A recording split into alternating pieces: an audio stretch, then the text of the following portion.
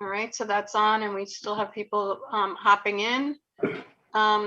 Okay, so I will, CUNY TV, we're now in public session. Members of the Board of Trustees, Committee on Fiscal Affairs, please respond present when you hear your name. Chairperson Ferrer. Present. Vice Chairperson Mojica, not yet. Trustee Sunshine. We got you. Oh, Okay. here, sorry. No problem. Trustee Berger. Present. Trustee Cortez Vasquez, not yet. Trustee Thompson may be joining us. Professor Verzani, the faculty Present. rep. Excellent. There's Bill. Excellent. Okay, good timing. Professor Ned Benton is the faculty alternate. Alexis Fisher, student rep. Nicole Agu, also the student alternate. Or Trustee Picant. Okay, so no students. And Trustee Burke. Nope. Okay, we have a quorum. Here. Oh, there you are. Great, thanks, Martin. We have a quorum. The Public Committee on Fiscal Affairs is called to order, and pursuant to New York State Legislature's recent extension of the suspension of required in-person meetings under the Open Meetings Law, this meeting is being held remotely via video conference with access to this public session available on the CUNY Board of Trustees website. A copy of the calendar/agenda of items is also available online at the CUNY Board of Trustees website. Additional items may be added during the meeting. As a reminder, please mute so we can ensure that everyone can hear. I'll now take roll call attendance for members of the Chancellery and other invited guests, and there are many. Members of the Chancellery and other invited guests, please respond present when you hear your name. Chancellor Matos Rodriguez. Present. Excellent. General Counsel and Senior Vice Chancellor for Legal Affairs, Derek Davis. Present. Great. Our Executive Vice Chancellor and Chief Operating Officer, Hector Batista. Presente. Terrific. The Interim University Provost and Executive Vice Chancellor, Dan Lemons. Nope. Okay. I also want to note the arrival of Trustee Mojica. So just mark him present as well. Hi, Trustee Mojica. We have the Senior Vice Chancellor, Glenda Grace. Present. Senior Vice Chancellor, Matt Sapienza. I saw Matt sign in. Maybe he's muted or fell off. Vice Chancellor Brian Cohen. You're muted, Brian. Present. Okay, great. President Carol Mason, the COPS liaison. I put my head down and I'm not sure she's here yet. President David Wu. Present. Excellent. Christina Chiappa, Deputy Chief Financial Officer. Present. Catherine Abada, the University Executive Budget Director. Present. Excellent. Gwen Perlman, University Director of Capital Budget. Present. Martin Sturla, Chief Procurement Officer. Present. Kathy Cobb, Vice President of Administration and Finance. Present. And Eduardo Rios. I Present. saw you, you were nice and early. Howard Apson from the University Director of Environmental Health. Present. Okay, Mark Chioli, University Executive Director of Admissions and Recruitment. Present. Mitch Gibson, Senior Advisor and Deputy Chief of Staff. Present. Linda Kleinbaum, Senior Fellow at ISLG. Thought I saw her. Keith Present. Brill, okay, great. Keith Brill from Gartner Present. and Meg Collins from Gartner. Present. Okay, and Matt is here. He was just having difficulty with his mute, so we will try to address that, but you're good to go, Freddie. Thanks, Gail. Let's now turn to the items requiring a vote today. Given that all board members are participating remotely via Zoom and we're unable to see everyone all at once, I'll announce the resolutions and ask for members to respond only if you'd like to abstain or oppose an item. Otherwise, your vote will be recorded as a yes vote. If you're voting no or abstaining, please state your name and vote. Additionally, if you wish to second an item or have any questions, please state your name first for the record, and let's try to avoid speaking over one another. Action item 1A is the approval of the minutes of the June 7, 2021 meeting. I'll move the item. May I have a second?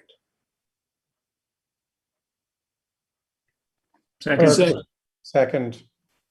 Is there any discussion? Are there any changes that anyone wishes to propose to the minutes? Hearing none, the minutes have been moved and seconded. We'll now vote. Please only respond if you'd like to abstain or vote no. The minutes are unanimously approved. Now I'd like to address section 2, the policy calendar. Policy item 1B1 is a resolution to authorize a contract with Kone Incorporated for escalator maintenance services at Baruch College. Baruch College requires full escalator maintenance services for all 10 escalators located at 55 Lexington Avenue. Maintenance services include all inspections, adjustments, tests, parts replacement, and repairs necessary to keep the escalators continuously used at their initial performance ability. The university is seeking approval from the board to authorize a contract with Kone in the amount of $1,096,250 over a 5-year period. President David Wu and Vice President Kathy Cobb are available to provide any further background information on this item if needed. I'll move accordingly this item. May I have a second? Berger, second. Is there any discussion on this item?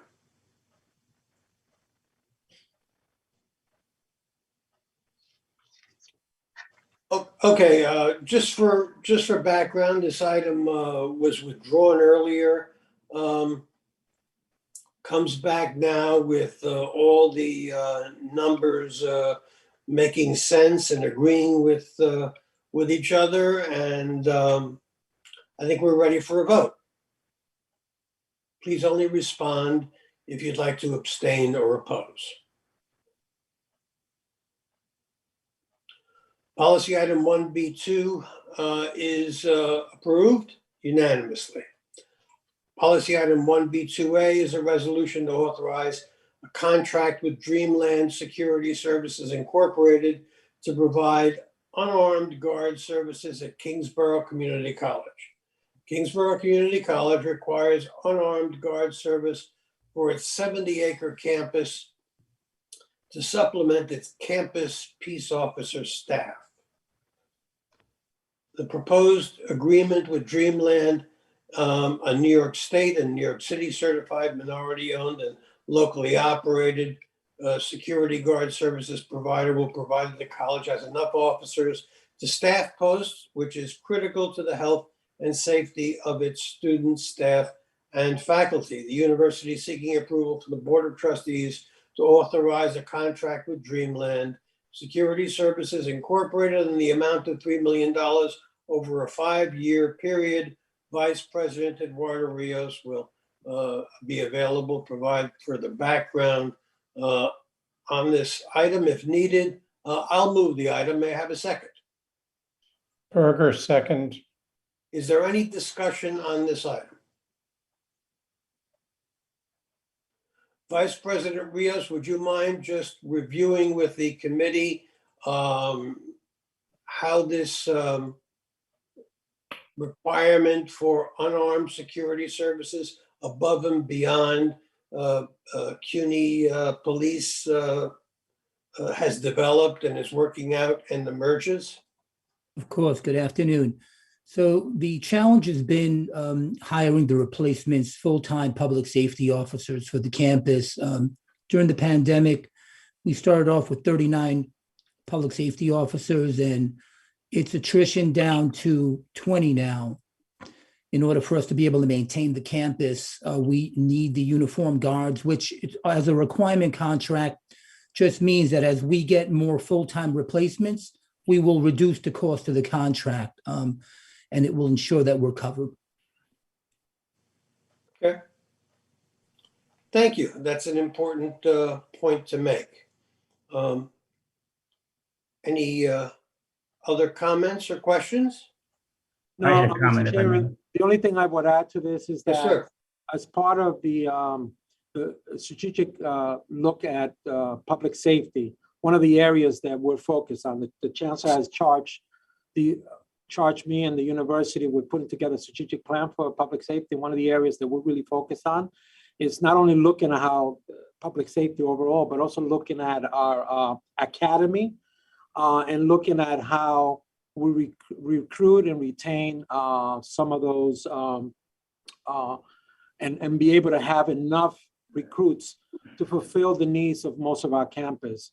The ISLG has been working with us to really look at coming up with what are the best practices to ensure that a lot of these contracts will eventually go away and we will have a more robust way to feed our colleges when they have these vacancies. So that's part of an overall strategy where at some point we'll be love to share with the board.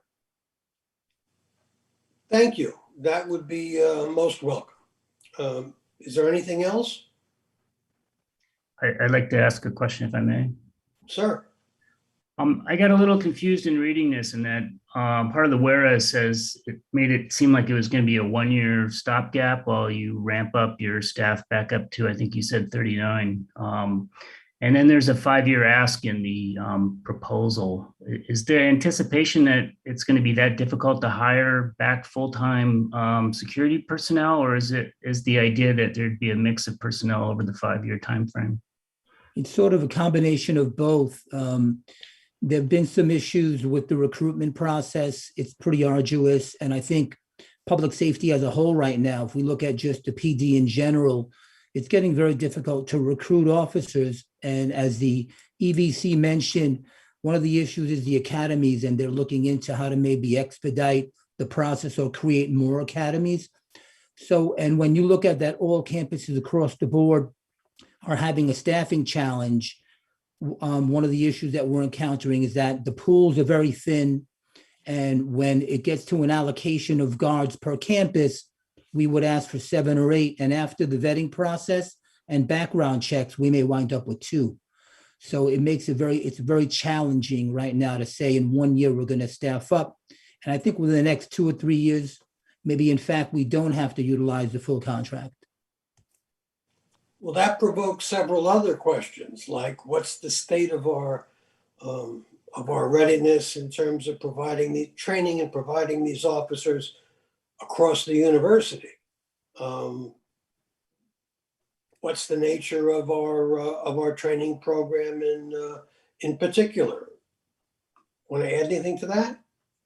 Yeah, I mean, I think that, let me answer in a couple of different ways. I mean, I think to get to the first part of the question, as we begin an academy, let's say for argument's sake, with about 100 candidates, most of those candidates are in multiple lists, whether it's corrections, the police department, and so forth. And then we begin to lose candidates as they're being called on some of those lists. And we have then another layer of whether it's psychological, other kind of tests that we do. And so we begin to lose that. But I think, frankly, the most challenging part of all of this is that we have to look at our scale, how we pay some of our public safety officers, and kind of look at that to make sure that we are competitive. One of the things that this strategic plan is going to do is kind of look at how we really focus on making sure that when we hire folks, that there is a trajectory for them to have a career at CUNY. You know, that there is not only a mechanism for them to be promoted to become sergeants, lieutenant, and so forth. So we're given the test at the right time, really create and it's something that really has not really existed here. at CUNY in a more organized way. So it's a multifaceted kind of a challenge that we're facing. And I think that a challenge that we've taken on head on. And as I stated, one that we look forward to sharing with the board an overall a strategic plan and moving public safety and kind of looking at, a lot of issues that right now are probably are on folks' minds connected to how we approach that line of work here at CUNY. Is there anyone else? If I could follow up. Go ahead. I'm intrigued by this idea that salaries may be too low to hire full-time security personnel. Will the salary rate for the not part-time, but the contracted personnel be more than it is for the CUNY employees under this contract, or is it expected that it'll be less? I think when we look at the hourly rate and we factor in overhead benefits and profit, it's costing us about $32 an hour per uniform guard. I think it's fairly comparable to what the public safety officers at CUNY, the entry-level salary is. Thank you. And these personnel are armed, right? No, they're not. They're unarmed uniform guards. Yes. Not armed. Okay. Is there anyone else? Okay, are we ready to vote?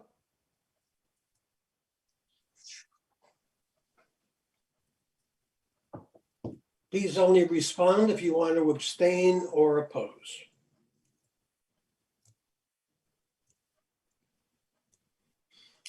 The item authorizing a contract with Dreamland Security Services is approved unanimously. Thank you.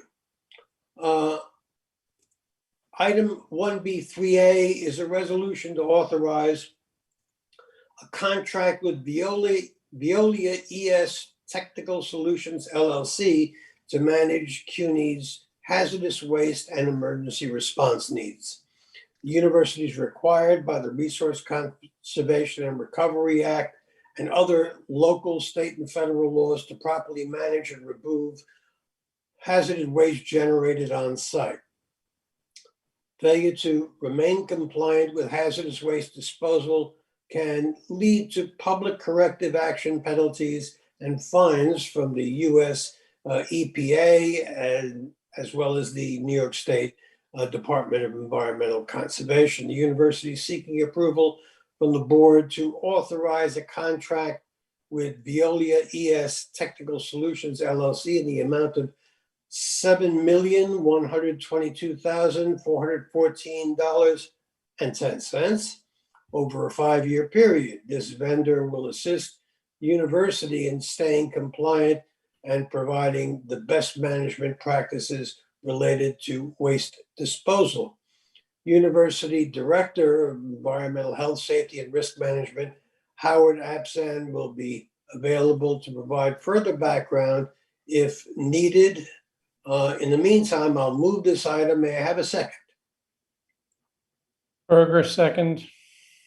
Are there any questions or is there any discussion on this item? Hearing none, we'll now vote. Please only respond if you'd like to abstain or oppose. This item is approved unanimously. Policy item 1B3B is a resolution to authorize contract extension with Admissions US LLC.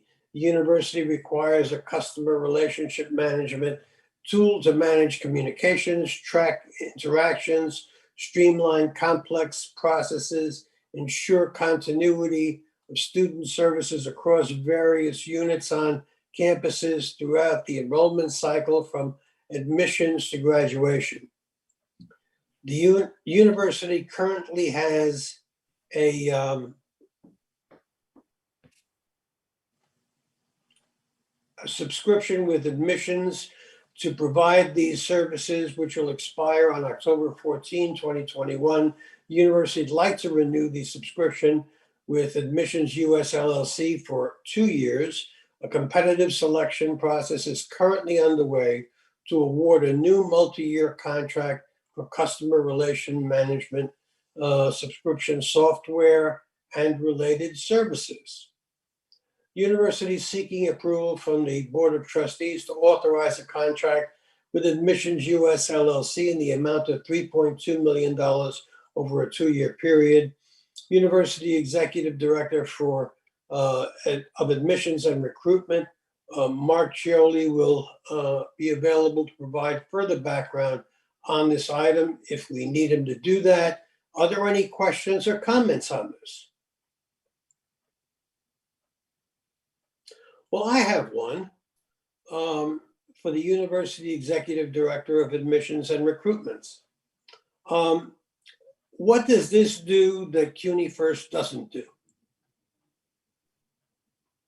So this CRM application allows us to communicate in a more sophisticated way than CUNY First, which is our student information system.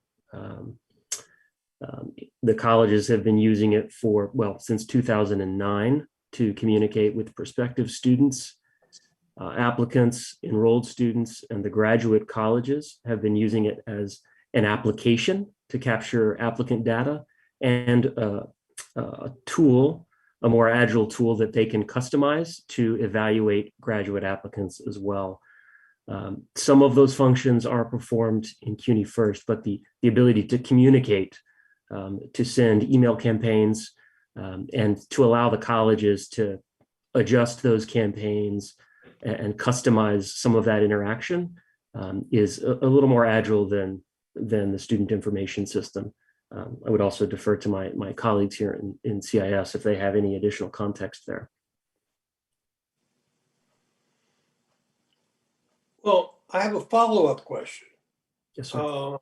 After this contract, will we have an enhanced ability to provide that information through our general portal, or is this a separate add-on? I'm not sure what you mean by general portal, sir. CUNY First. Okay, so no, so the ability to communicate with students is done through the CRM itself, right? And so that's how all of the colleges, especially the undergraduate schools, are communicating with their prospective students. So a student doesn't really have a record created in CUNY First until they have applied to the university and been accepted. So we need a way of communicating with students who aren't in CUNY First, aren't members of the system. And the colleges will have that ability for 2 years as a stopgap measure until we acquire a new CRM.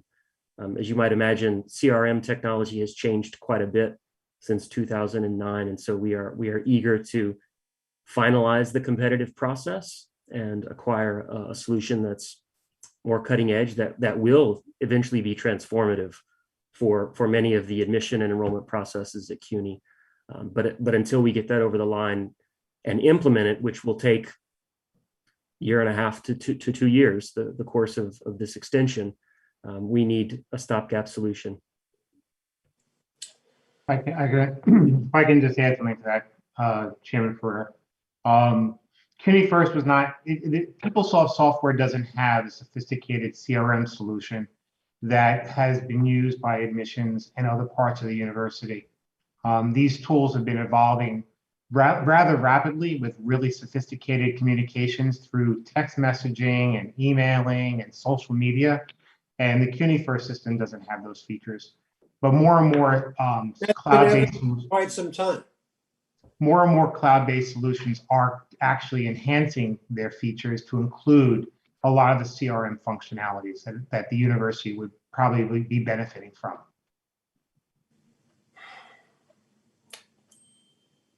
Anyone else?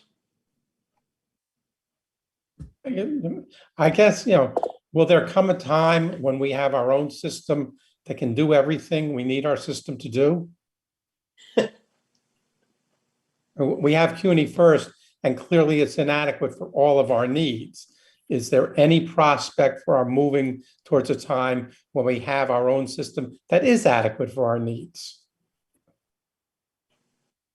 mean, I guess I'll jump in here. I mean, I think that we're moving in that direction, but I would say that one system that covers everything, probably not. I don't think there's such a system as this.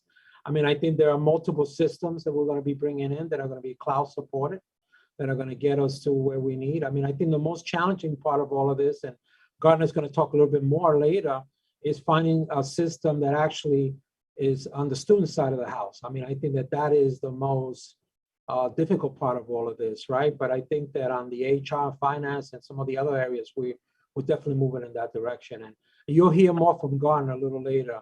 They will address some of that, Trustee Berger. Is there anyone else? Okay, are we ready for a vote?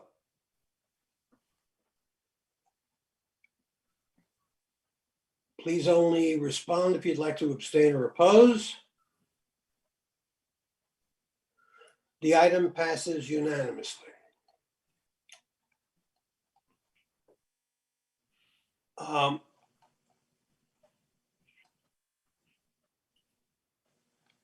Let's see where we are.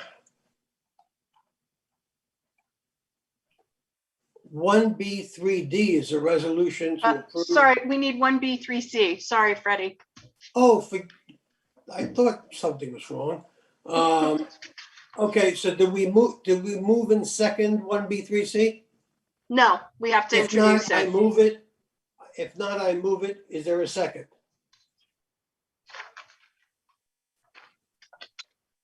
Is there a second? Second, sorry. Second. Okay. We've had discussion and asked questions on the item. Please only respond now as we vote. No, this is the CRESA money. The other two got, the 1.3B got, they got pushed together. So this is the presentation on the CRESA money that Matt needs to do. Ah, I beg your pardon. Okay. I'll move the CRESA money and may I have a second? Second, Let's have the presentation and any discussion on the item. Thank you, Mr. Chairman. Good evening, everyone, and apologies for my technical difficulties in joining at the beginning of the meeting, but good to see all of you. I am going to share my screen here. Many thanks to Gail and her team for their help. So can everyone see that? The City University of New York Fiscal 22-23 Federal Stimulus Funds Plan? Yes, okay.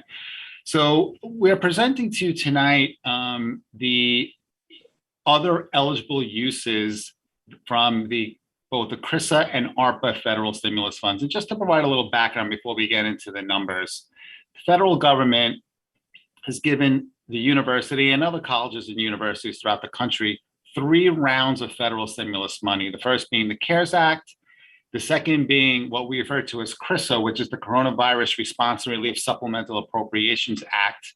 That was the act that was passed in December of 2020. And then the American Rescue Plan Act, which was passed in March of 2021. Those are the 3 rounds. And so the CARES, the plan on the CARES funding we brought to the board previously, it was approved. On CRISA and ARPA, there are funds that were dedicated for student emergency grants, which for CRISA have been allocated and are pretty much all fully dispersed at this point. But there was also what was called institutional funds, funds that went directly to eligible colleges and universities throughout the whole country. The U.S. Department of Ed had a formula that said, here's how much each college would receive for both CRISA and ARPA. And the total amount that the CUNY colleges received under CRISA and ARPA for institutional funds was $759 million. So back at the June meeting, we had brought a plan on how to spend that $759 million.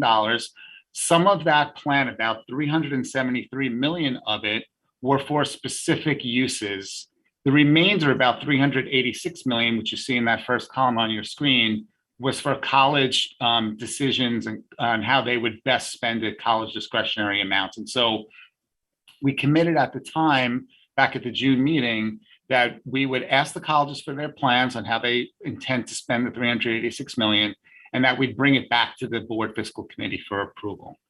That was the column, forgive me, Matt, that was the column that was originally denoted as other. Correct. That's correct, Chairman. So that's the column you see there in the blue shaded column, totaling almost 386 million. And just to give you all a little bit of brief background for 1 minute before we get into what the campuses are proposing, the $337 million that was approved in June there was very specific uses that the university required the colleges use that money for. One of the biggest components was 125 million for the CUNY comeback program, of which we've already relieved the debt of about $95 million for students. And so that's being utilized in a very impactful way for our students. We had about 136 million for revenue loss, 5 million for mental health initiatives, 8 million for online program development, 4 million for faculty professional development, and then 75 million that the colleges were intending to use in last fiscal year, fiscal 21, to close out how much they needed for fiscal 21. So this 386 million, the process here was every year we ask the colleges, when we do our budget allocations at the beginning of the fiscal year, we ask the colleges to develop their financial plans of that allocation and submit them to the university. And we ask the colleges to do so in consultation with elected student and faculty leaders. So this year, since we had this new component, which was the CRISA and ARPA institutional funds, we asked the colleges to include that as part of their financial plans. And we developed a template that we asked the colleges to submit with their financial plans to clearly specify how they were going to plan to use the CRISA and ARPA institutional funds, the summary of which you see here in front of you. And so, as we said, that first column was the amount of other that was available to the colleges, $386 million. And the rest of the columns are how the colleges are proposing to use it. So by far the biggest item that the colleges are proposing to use it for is for revenue loss. And that is that second column there, which is a little over $201 million. We have enrollment losses at many of our colleges, especially the community colleges. And so colleges are using their federal stimulus funds, which is allowed under the guidelines promulgated by the U.S. Department of Ed, to cover those revenue losses from enrollment declines. And that's $201 million. One thing I want to point out. Matt, forgive the interruption. No, not at all. Just so we have clarity. Yes. Revenue loss is derived from what exactly? It's mainly from enrollment losses, but there could be other revenue losses that the colleges could use. On the community college side, we had a reduction from the city of New York. And so that was a revenue appropriation loss that the community colleges could use to offset that cut.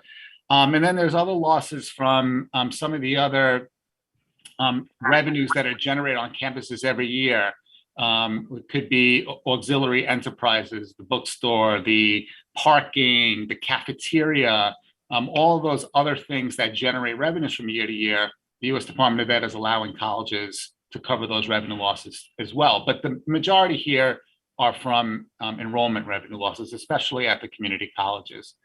So to be really clear, this is a number that was established some time ago, which should be our revenue. We came in short of it, and that's the number. Correct. And Mr. Chair, can I ask a follow-up to your clearing statement? Right. So am I to understand that these are one-time replacement revenues, and that there are plans to either review or rethink some of those revenue generating areas that may not be generating revenue? I mean, so which ones are pandemic related and which ones are systemic. I'm getting concerned that we are doing revenue replacement that is not time limited, or, you know, that there's, I'm sure that there was a strong rationale behind it. But I would add another this- component to that, trustee, and that would be, are we, as a consequence of this, adjusting our estimates down? Or are we leaving them at the same level? That's Yeah. another follow-up. No, it's an excellent point that both of you are raising, and you know, appreciative for Trustee Cortez Vasquez, especially for bringing this up, because this is one of the things that I know a lot of fiscal monitors throughout the country, throughout New York State. Controller DiNapoli just came out with a report recently on both the New York City Department of Ed and the MTA on this very issue about the federal stimulus money. Has been a great relief for us, for our colleges, to cover these revenue losses, mainly stemming from enrollment. But as the trustee pointed out, these are one-time resources, something that we're stressing very much with our campuses. These are one-time resources. And so while they are a great gap filler for the current year and remaining for next year, we have to be very strategic and very prudent and start planning now for fiscal 24, the time of when these federal stimulus funds are not going to be there any longer to help us get through these times. And so we are working with our campuses that are projecting to have deficits in fiscal 24 to work with them on plans as to how they're going to get themselves out of that when the federal stimulus monies have been fully dispersed. So we're working with each campus that is projected to be in that situation in fiscal 24, and those could be through revenue increases, hopefully from enrollment increases that the colleges are strategizing for. It could be from additional expenditure reductions, could be from generating outside revenues. So I think there'll be a whole host of actions that'll have to be taken to help those colleges out. But it's a very, very important point that cannot be stressed enough, that these are one-time resources, not part of our base budget. Matthew, and it even underscores a Trustee Ferrer's point of view, which is, are we now calculating at a lower rate? In other words, so that the decline is not so steep in subsequent years. So are we planning and projecting at a lower rate of replacement? Yeah. All of the colleges' financial plans that were submitted have a 4-year outlook. So when colleges are submitting their plan for this year, they might have a balance, and most of them do have balanced plans for this year. But the financial plan submission will show what those out-year deficits are, similar to the way that the state and city do their financial planning. And so, yes, I mean, for those colleges that are having, projecting to have out-year deficits, the projections and the plans will have to be, as you said, brought down in order to get back in line and not be in a deficit condition at fiscal 24 and fiscal 25. Have your questions been answered, trustee? I think there's 2 other members of the committee, Mr. Chairman, that have their. I think Matt has given a good explanation about what's being looked at, but I don't know out years if the decline, yes, but not fully, but yes, to the best of his ability right now. Okay. Is there anyone else? Yeah, Chairman, I have a couple of questions. Yes, trustee. Just goes to the enrollment figures also, but also the revenue loss numbers. Those revenue loss numbers align with the enrollment projections you said for those campuses. So for each one of those campuses, those are dollar for dollar what their own projections were. Yes. What has been the enrollment decline in the community colleges over the last 2 years? Last year, in the first full year of the pandemic, I always base it on the full-time equivalent enrollment rather than the headcount enrollment, because that's what generates revenue is full-time equivalent. So last year, the full-time equivalent decline for the community colleges was about 12.5%. Previous to the pandemic, we had enrollment losses in the community colleges for about 3 or 4 years. That was small percentage increases, 2-3% each year. But last year, obviously, it's a very steep decline of 12.5%. This year, we're looking at, again, a decline in the community college enrollment. The numbers aren't finalized yet, but I think, around 10% is probably a safe number at this point. So again, over the last, few years, it's been an unfortunate decline in the community colleges, which is a nationwide, phenomenon that's going on right now as a result of the pandemic. I know it's happening with our colleagues in SUNY as well. And so, that's really our area of concern right now, is making sure that, we reverse that situation at the community colleges, especially. Yeah, that would be my concern as well, which is we've had 3 years prior to of a decline, right? So then we have 10%, another 10%, where you said 12. So you have 20% decline in the last 2 years on top of continued declines. I questioned the enrollment numbers because I remember last year when I asked this question, we're putting the budget together, whether or not we were going to have enrollment declines. The answer I got was no. Online, we weren't projecting enrollment declines. And that obviously wasn't the case. So now again, we have 20% decline over the last 2 years. We're using federal money to just plug the enrollment decline number.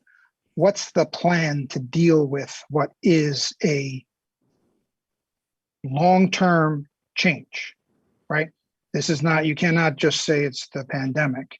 And when you have a 20% decline in 2 years, and then you have years of declines before that, I haven't seen anywhere in any of these documents where's the plan to deal with a 20+% enrollment decline, or where's the plan to show me what are we doing differently to make sure it doesn't happen?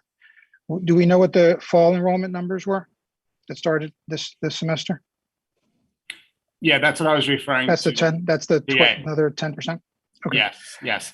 And again, those numbers aren't finalized, but just in response to your question, I know our Vice Chancellor for Enrollment Management and Student Services, Denise Maybank, has been working incredibly closely with all of the enrollment managers at the campuses to try to reverse this and try to stabilize the community college enrollment.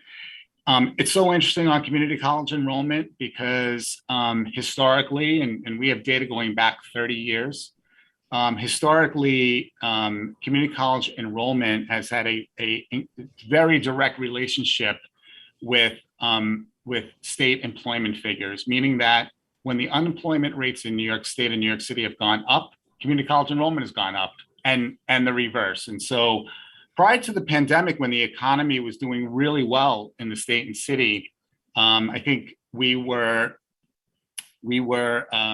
thinking that those small enrollment losses that we had for 3 or 4 years at community college was a result that the economy was so good and people had jobs and weren't looking necessarily to pursue an associate degree education. But certainly the pandemic has changed that dynamic, very significantly, because unemployment went way up. And, one would think based on history, community college enrollment would go up, and it went the other way. And again, that's happening throughout the country in community colleges. But the one thing that I also want to point out on this topic is, and I know it's our next agenda item is our budget request, but in our budget request, there are several items that we have in there that we're hoping will help bring community college enrollment back.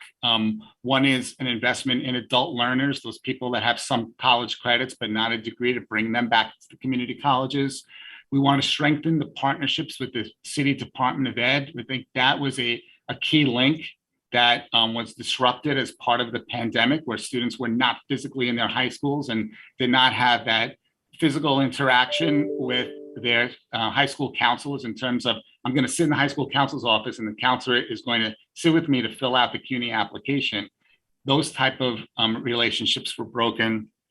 And then lastly, one of the things in the budget request, and I know we'll talk about the next time, but just really quickly, we're looking to develop applied associate degrees, applied AASs, that these are programs at the associate degree level where students come in, they get their degree and they go right into the workforce. And so while the majority of our associate degree students will go on and hopefully get bachelor's degrees, we want to develop courses and work with industry to make sure we're giving them the skilled workforce with an associate degree to go in. So that's just some of the things that we're doing that are spelled out in our request. But again, I know Vice Chancellor Maybank is working very hard with the campuses to try to reverse this trend.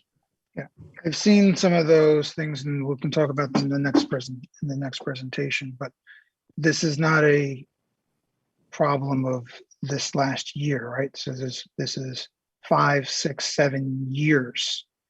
So, the programs, these things should have been started a while ago. I just haven't seen results from other initiatives we have, which goes to the point on some of the investments.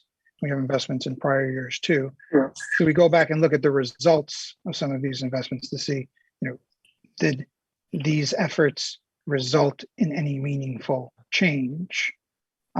Now, the economy is strange. There are unusual things that have happened in the economy this time around, and there always was this inverse relationship between community college attendance and unemployment, as you mentioned. And there's a disconnect here now. And the disconnect is significant, but it still is the same trajectory, right? And the same trend that has been going on from some years. And I think on multiple meetings that we've had, we've said the same thing. We've talked about community college enrollment for years, and it continues to decline. So if we're going to make additional investments, we'd like to have, understanding of what is going to happen. Are we going to see some meaningful changes? But that doesn't change the overall problem that we're having, which is that the continued decline, and just putting money into revenue loss is just plugging a hole and pushing the problem back one more year. And it's something that's been around for multiple years. So we're taking the federal stimulus funds. That part of it is really not using it to really produce much or do any kind of real investment. It's really just plugging a hole because we've done nothing else to deal with those declines. On the senior college side, we're talking about community college side. What are the enrollment figures there on the senior college side? Senior colleges, it's interesting because in the first year, the first full year of the pandemic, we actually had an FTE increase of about, I think it was about 1.5%. This year for fall, the senior colleges look like they're down a few percentage points, about 3%, some up, some down.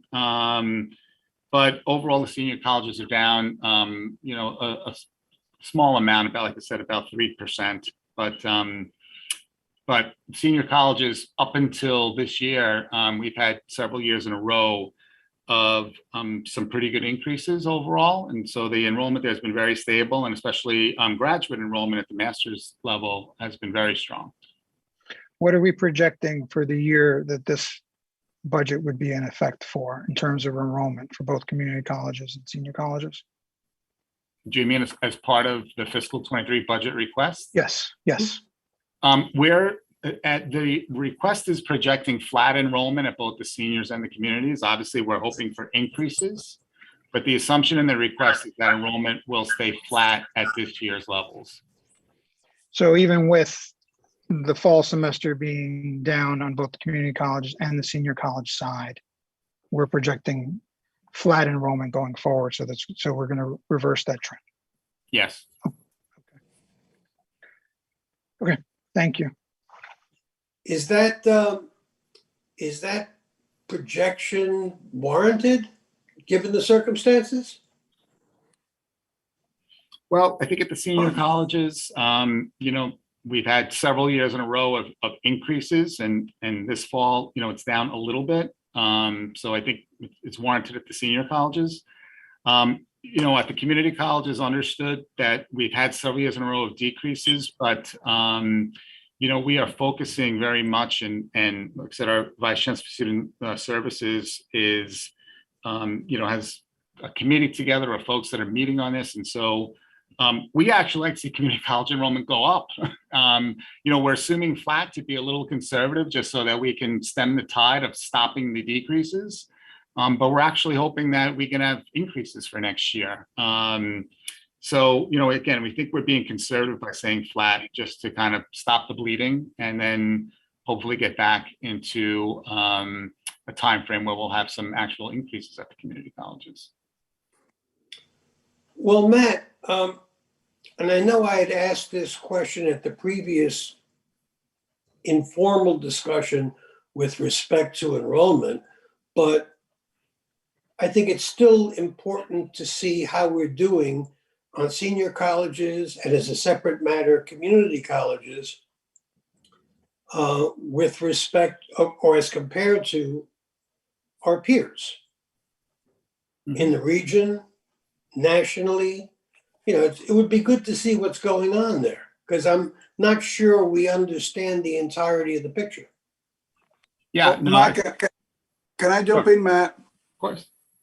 So I think that the enrollment trends in the senior colleges are mostly consistent with what we've seen in the publics around the country, which is fairly sort of a flat enrollment. There might be some increased enrollment in more selective type of institutions. That's one of the trends at the national level. So in an increase at the graduate level, which we have seen, this fall semester, we're sort of a little under, but that's after a couple of years of growth in the graduate sector. And I think that the questions that you're all raising on the community college side is the one where we want to do a deeper dive. Because clearly, have we hit rock bottom in terms of the number of years of decline?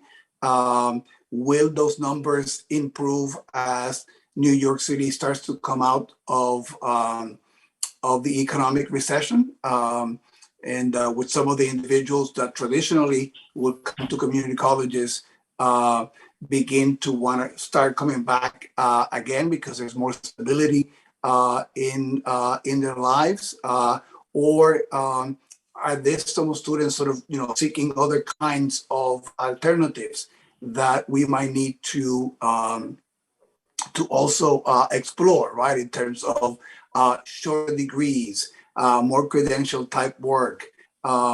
And all things that we're also beginning to work with our community college leadership to do. So that's I think where we're trying to do a deeper dive. And I think that until the economy also in New York sort of stabilizes some, and there's some stability also coming from the Department of Education, which is the biggest feeder of our students. I mean, those are the bigger questions for us. I think in terms of the other competitors, to go back to Trustee Ferry's last question, both sectors are behaving sort of consistently with that regionally and nationally. Maybe the community college sector in this pandemic times has been hit harder. If you looked at the softer numbers before, they were more consistent with national patterns. And there's some who argue that because New York was hit in such a much more dramatic way economically, that's why we might have some extra enrollment decline in the community colleges. But we are looking at it. We're looking at not just programming that is adding but also looking, for example, on the applied degrees too. Some of the ones that maybe were effective in the past are not so much now in terms of the employment opportunities, and to have the colleges maybe, rethink some of those things as they move forward. But clearly very much in our mind too, and the community college sector, the double whammy of the decline of enrollment and the cut on the city side on the budget also help to explain why a lot more resources there have gone to, in the case of the money that came from the feds, going into the revenue, the loss category in comparison to the four-year schools. So just to try to put a punctuation mark of some kind at the end of this conversation, can we have the enrollment numbers as we know them for our peer institutions, public and private, so we can make some kind of comparison? No problem doing that. Yes. Thanks. Is there anyone else? If I Please could make a proceed, quick Matt. point. Oh, sorry. Oh, I'm sorry, go ahead. The only, Somebody go. I'm happy to go. I don't want to interrupt anybody, but I'll start. One of the things missing in my mind in this conversation is the difference. The comprehensive colleges tell there's a socioeconomic impact that seems to affect the community college students more so with the online instruction that has been primary means of instruction for the last little bit. You can see the enrollment losses at the comprehensive colleges with their mixed populations. You can see it at the community colleges. The senior colleges, by and large, have been more strong. The other impact is less clear, but I can speculate that the vaccine mandate had a bigger impact on the community college enrollment than it did at the senior colleges. And again, there's likely due to the mix of classes offered. So I would urge the Chancellery to consider that when they're making recommendations for the mix of classes this spring. I think a one-size-fits-all solution is by no means the right one. I think the community colleges suffered this fall because of the lack of online offerings for students because the expectation that there'd be a 60-40 split. Okay, was there someone else? yes, yes, Chairman, Trustee. what I wanted to bring up, which goes back to my earlier question, is if we're looking at revenue replacement, can we use this one-time federal stimulus to also do very aggressive enrollment and recruitment plans that maybe in addition to looking at it just as a revenue replacement, maybe we can look at it as a look at it in other kind of strategic areas such as outreach, and recruitment. And let's look and see if we can use, this one-time money to do an incredibly robust plan that we've not had the opportunity to do before.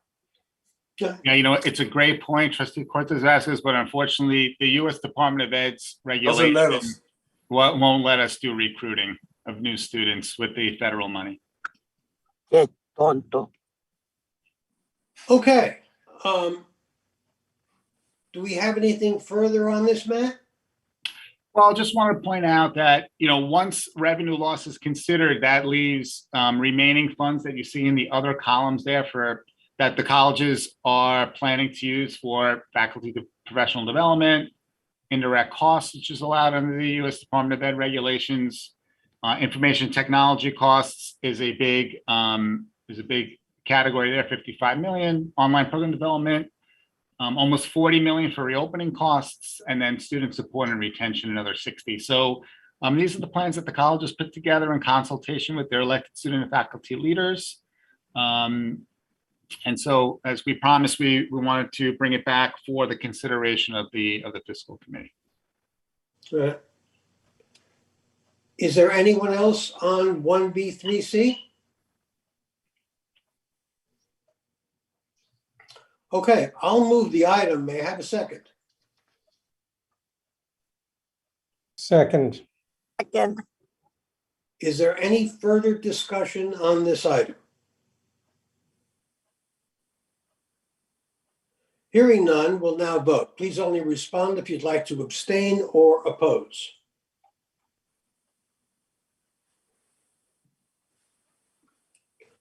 One B3C is approved. Thank you. Item 1B3D is a resolution to approve fiscal year 2022-2023 budget request. The university fiscal year 2022-2023 budget request was designed to keep the university's strength and resiliency at the forefront and to depict the university's role in the state's and New York's economic resurgence. The university continues its public service mission by expanding workforce training and helping to address societal inequities, creating access to economic opportunities for all. The university is seeking the board's approval for this budget request. Again, I stress it's a request.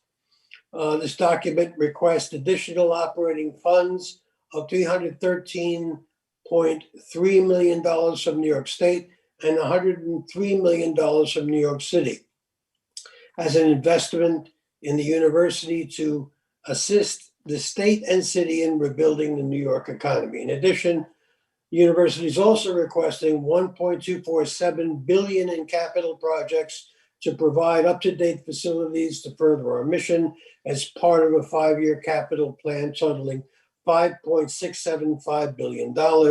And now I'd like to ask our chancellor to introduce the proposal. Thank you, Trustee Ferrer, and for the opportunity to present this budget request. And I'll turn over to my colleague Matt Sapienza for some of the details. But with this budget request, we are hoping to sort of gain some of the momentum that we're beginning to build right as when we were hit by COVID about a year and a half ago, and continue to sort of keep advancing in some areas that were important to the university and important to our future. We have grouped them around some categories, which you will see in when Matt sort of goes over the presentation. A robust bucket around student success initiatives. That's at the center of what we do at this university. Another focus on the research work of the university. I think particularly research that is connected with important regional topics for the residents, for improving the life of residents in New York City and the larger sort of metro area. Thinking about the future of work and continue to embrace one of the first mandates that we have in our charter, which is to advance the social mobility of all New Yorkers. Also, some investment in our infrastructure so that we can provide our students, our faculty, and staff with the facilities that they need to be able to conduct the work that they do, to continue our role as an anchor institution in the communities where our campuses are located. We're not just this engine of education and economic development, but also a space of civic engagement, town halls, early votings, many of the things that use our facility and our infrastructure in the campus, and also expanding the definition of infrastructure as we have learned about the importance of being ready for climatic emergencies and the importance of broadband to be able to support our students.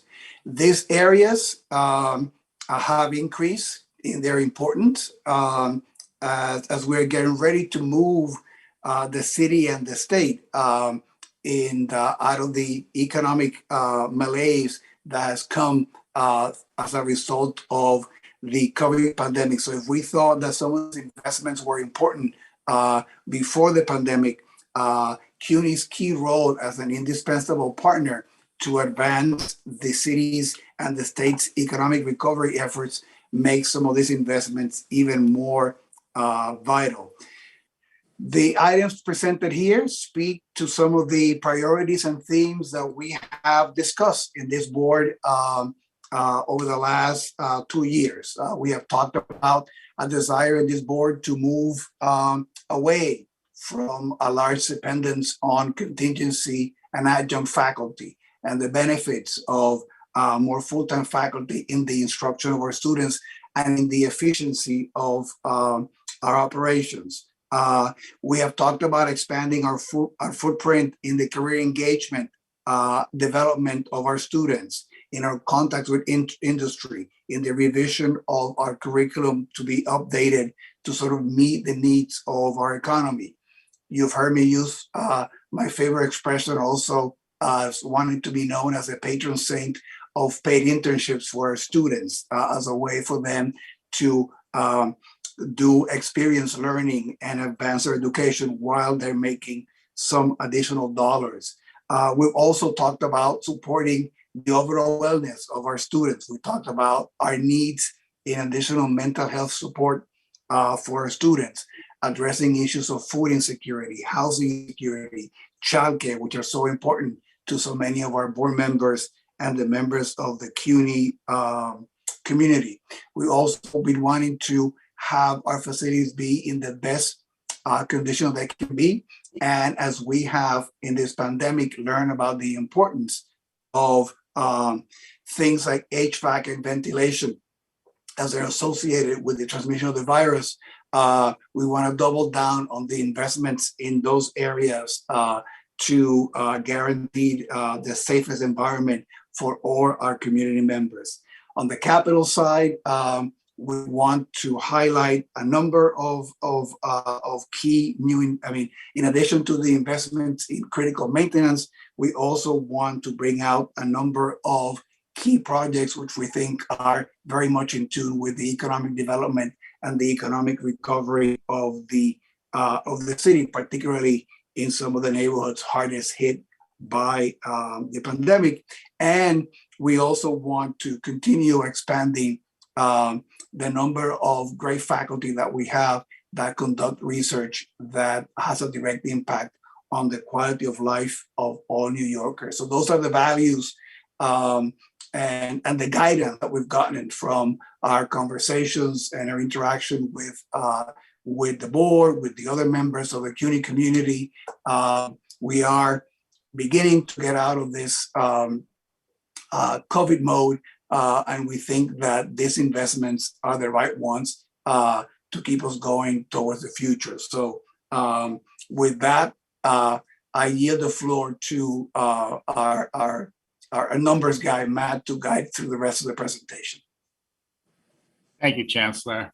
As the Chancellor said, we're going to go through the rest of this presentation. The actual budget request document, which I'll hold up, is part of your materials that were uploaded to Onboard. So I hope you had all had a chance to take a look at that, and happy to answer any questions from that document at the end of the presentation. But we thought presentation mode would be the best way to summarize the contents of that document. So we'll start with the operating budget request, and then we'll go to the capital request. And I think that you'll see as we go through it that there are a lot of recurring themes both through the operating and the capital budget request. So on the operating request, this is a funding table of our main funding sources. Fiscal 22's budget is about $3.8 billion. So we are requesting $416 million increase over the current year's budget, which would bring us to a little over $4.2 billion. It's an 11% increase, so it's an aggressive increase. It's the highest increase that we've had on the operating side here at CUNY. The 11%, we're seeking 20% increase from the city, 16% from the state, And want to point out very importantly, the student tuition piece you see is zero because this budget request recommends that tuition and fees remain frozen for fiscal 23. At the senior colleges, we've had 2 straight fiscal years of frozen tuition and fees. And at the community colleges, we've had 6 consecutive years of frozen tuition and fees. And so we're recommending another year, given the pandemic and the challenges that our students and their families are facing. Okay, another way to look at this 416 million is by senior college and community colleges. And you can see that there, about 295 million at the senior colleges, 121 at the community colleges. And the request is broken out into these 2 major categories, programmatic requests and mandatory needs. So the programmatic requests are those initiatives that we either want to start or we want to expand in order to provide additional services to our students and our faculty. Mandatory needs are the costs that are going to go up just from the cost of doing business, which we'll get to in a minute. But in total, $460 million, 225 programmatic, 191-ish in mandatory needs. So let's spend a minute or two on mandatory needs. I want to spend the bulk of the presentation talking about the programmatic initiatives. Again, the mandatory needs are if we didn't add an additional student or add an additional employee, these are the projected costs that would go up for these categories. And these are the ones for those of you who've been on the committee for several years, that these costs, fringe benefits, our overall fringe benefit budget of our $3.8 billion is about $1 billion. And so that increases every year. Energy costs, building rental escalations, collective bargaining, salary increases, OTPS inflation. Again, even if just everything remains static, we project that we're going to have 191 million of additional costs for these categories. So let's spend some time on the programmatic needs and the areas of investment that the Chancellor touched on. And I want to thank and recognize our colleagues in the Office of Academic Affairs for their partnership in putting the request together and able to flesh out the Chancellor's vision for the university. And as the Chancellor mentioned, these are the 4 areas of investment. 1 being student success, 2nd, workforce development and advancing social mobility, 3, student well-being, and 4, optimizing infrastructure and campus support. And we'll unpack all of those as we go through these slides. So student success, enhancing access and learning. The biggest takeaway here is that this request seeks funding for an additional 1,075 new full-time faculty. The largest component of that would be the conversion of adjuncts to lecturers. We're looking to convert 3,000 adjunct lines into 500 lecturer lines. This is obviously good for our long-serving adjuncts to get into full-time teaching roles. It's good for our students to have more full-time faculty. And from a teaching efficiency perspective, it's a good thing too, because we're getting more teaching power from a lecturer than we do for an adjunct. And so we're excited about that. Implementing new pedagogical innovations. The way students learn and the way faculty teach have changed a lot over the years, but certainly as a result of the pandemic. And so the Office of Academic Affairs is committing, if funding is there, that they would work with the colleges to redesign about 1,000 courses over the next 2 years to be in line with this new way of teaching and learning. Strengthening the CUNY's master's and PhD programs. 3 things here that we want to point out. Number 1 is there is certainly, and again, we've learned from the pandemic, a demand for more online master's courses. And so we need to develop those courses and help our colleges, give them the resources to do so. 2, we need more faculty. Again, a part of that 1,075 new full-time faculty be 75 new graduate education faculty. And so that would be recording stopped. 2. And component 3 would be to increase the support Recording in progress. Doctoral students in terms of increasing student stipends for doctoral students so that we could be more competitive with other doctoral programs in New York and throughout the country.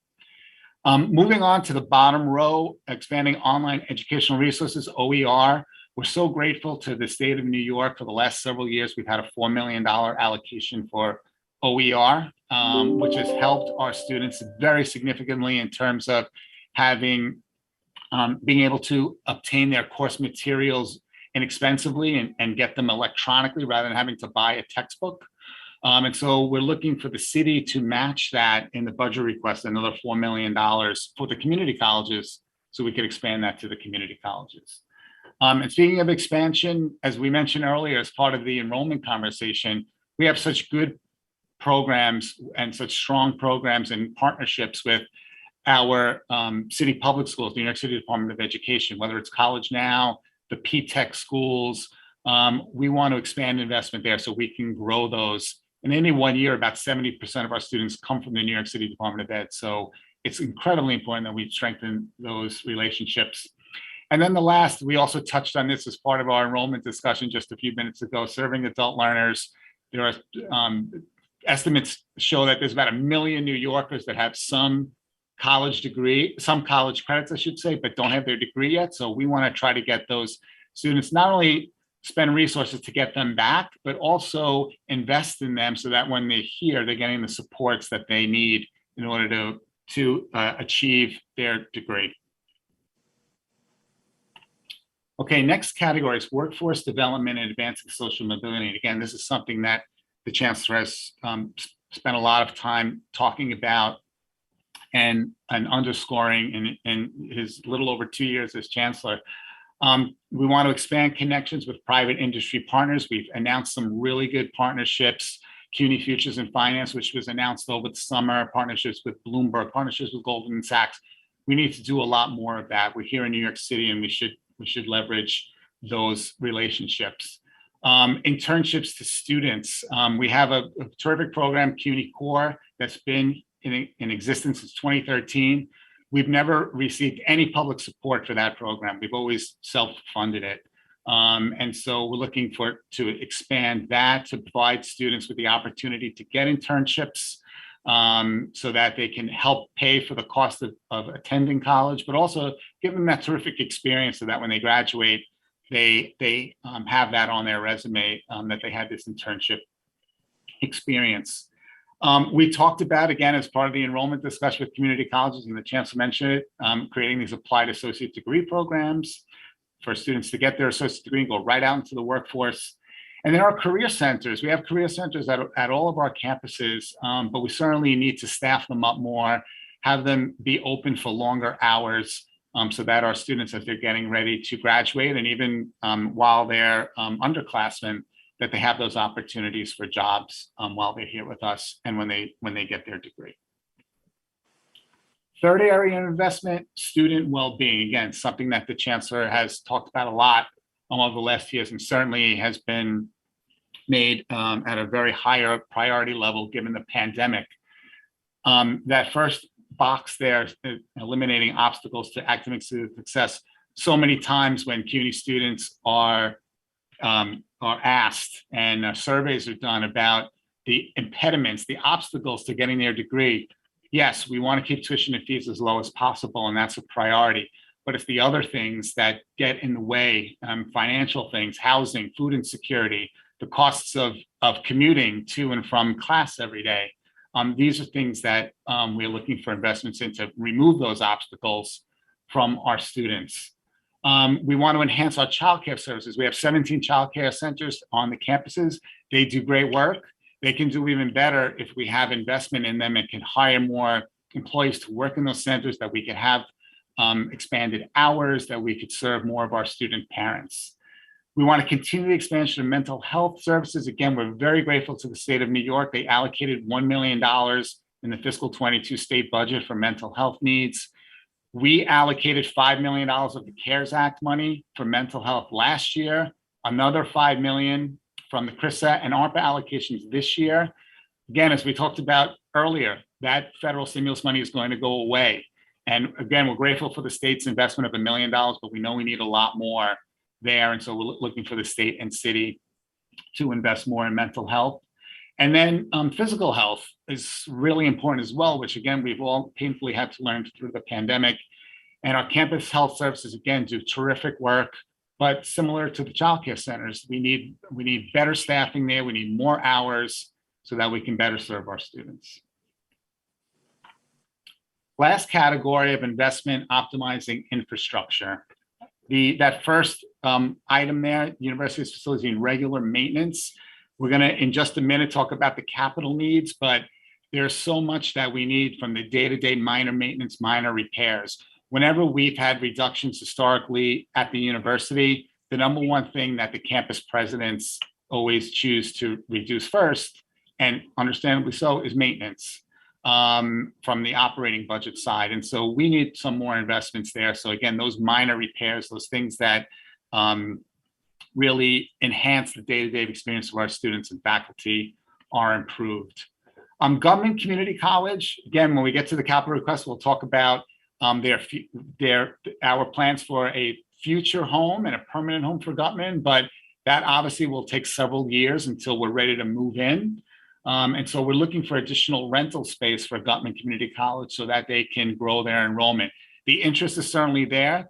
The applications that we get for Gutman well outpace the number of students that we can take in any one year. And so we're looking to expand Gutman Community College. We want to expand sustainability initiatives to reduce our carbon footprint, doing a lot of good things on that front, but we need investments in order to enhance the equipment that we have, the lighting that we have. These are the type of investments that have great ROI because they'll have energy savings and reduce our carbon footprints in future years. And then the last thing is something that, again, we've had to painfully learn from not only COVID, but some of the natural disasters that we've had, like recently with Hurricane Ida, and something that our Chief Operating Officer, Hector Batista, has really advocated for, which is establishing an emergency response team that can coordinate these future emergencies so that whether it's trees down at the College of Staten Island or a flood at Medgar Evers College or a fire at another campus, that we have a group of employees, this emergency response team, that can go out with equipment that we have and take care of that emergency. Oftentimes, we don't have the staff, we don't have the equipment, and we have to contract out to remove trees, to pump out water. And that not only takes time in terms of getting contractors on to do that, but it costs us more money. And so we want to establish this emergency response team. Okay, moving on to the capital request. Again, you'll see here that our strategic vision is very, very in line with what we have on the operating request. Student success, obviously optimizing infrastructure, sustainability, which we talked about. And again, learning things from the pandemic response that have helped us put together a capital request that using those lessons learned from the pandemic. So before we get into the specific capital request, just a quick overview of capital needs and kind of what underpins what we're asking for in the capital request. And the reason that first box is in red is because this is a factor in pretty much everything that we're planning for on capital. We have a building stock of almost 300 buildings. About half of them are more than 50 years old. We have a very aging infrastructure, and that, again, underpins everything that we're talking about on capital. We have that 300 buildings are about 28 million square feet of infrastructure that we need to keep in a state of good repair. We have so many different types of spaces that we need to upgrade: classrooms, labs, libraries, athletic facilities. We have research facilities that have very expensive and high-end equipment that we need to maintain and expand. Information technology, which you'll hear about later in the meeting, the presentation that we're going to have on the future of IT here at CUNY. We need to replace and enhance those things through the capital budget. And again, we need to build new buildings to increase our capacity and to better serve our students and serve more students. So our capital request is about $1.2 billion. Again, this is the largest request that we've had, similar to the operating budget.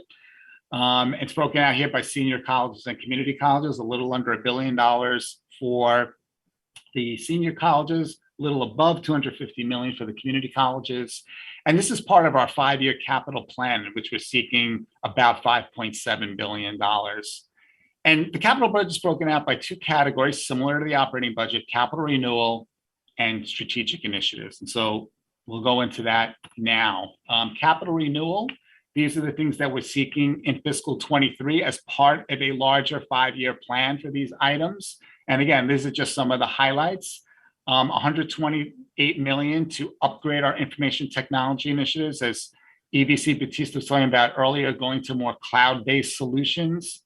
We're looking for $4 million for smart classrooms, digital technology, so 132 million in total for technology. 52 million for science lab upgrades. With money that we've gotten for science lab upgrades over the last 10 to 15 years, we have some real state-of-the-art labs. And then the ones that we haven't gotten funding for are labs that are incredibly old and don't function in the way that they need to for today's students or for today's technology. So that's something that's desperately needed. And then the last 3 items are things, again, we've learned from the pandemic. We brought in a consultant to look at our HVAC systems, to look at our ventilation systems. And based on their recommendations, we're seeking $26 million for HVAC upgrades to improve, I should say, our air quality and our ventilation. We're looking for $20 million for window replacements. Again, going back to that, half of our buildings are more than 50 years old. Again, to improve not only energy costs, but also to improve ventilation. And then as part of that emergency response team, we need equipment to, whether it's generators or chainsaws or equipment that can help us pump water out, $10 million for emergency equipment to outfit that emergency response team. So those are some of the capital renewal items. In terms of strategic initiatives, in terms of building new buildings, again, these are just some of the highlights that are in the request. Hunter College's new science and health building on East 74th Street that we have a foundation built, and we'd love to be able to complete that building as soon as possible. York College's academic village. York College has space on their campus that we can build a building. We don't have to look for space, it's there. And York College is one of those colleges that if you go back decades, they have not received a new building in many, many years. So that would be critical for that campus.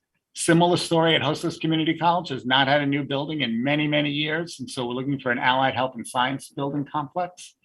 Medgar Evers College, looking for an academic success center, $283 million. Brooklyn College looking to redo Roosevelt Hall. And then Government Community College, we talked about leasing additional space so that we can hopefully identify space for this new building initiative, a permanent home for Government Community College, which again can expand the outreach of Gutman and increase their enrollment by more than triple if we can get the new space. So that's the request. I'm happy to open up for Q&A and want to thank Kathy Abad and her team on the operating side and Gwen Perlman and her team on the capital side for their good work in putting the request together. So happy to open it up for questions. Before we do that, let's have a motion to accept in a second, and then that discussion. May I have a motion? So moved. Second. Okay, questions. I have a number of them, but I'll defer. Anyone wish to ask any questions on this? I don't know that I have a question as much as I have a statement, Chair. Is that possible? Sure. All right. So, and it first of all, I'm talking about the operating budget. This what I'm discussing now will be related to the operating budget. So I value the values and the premises by which the budget was developed, and I also really appreciate the aggressiveness of the budget. The companion piece to that is what's going to be the outreach and advocacy that has to be had so that we could realize some part of this ambitious budget. But I want to go back to a statement, one of the values that the Chancellor and the Vice Chancellor of Finance also had alluded to, which was that CUNY is the door for, economic success. And there are two programs in particular that I want you to consider it being extended to another population of adult learners. One is the adult learner population, and the other one was the career engagement and development centers.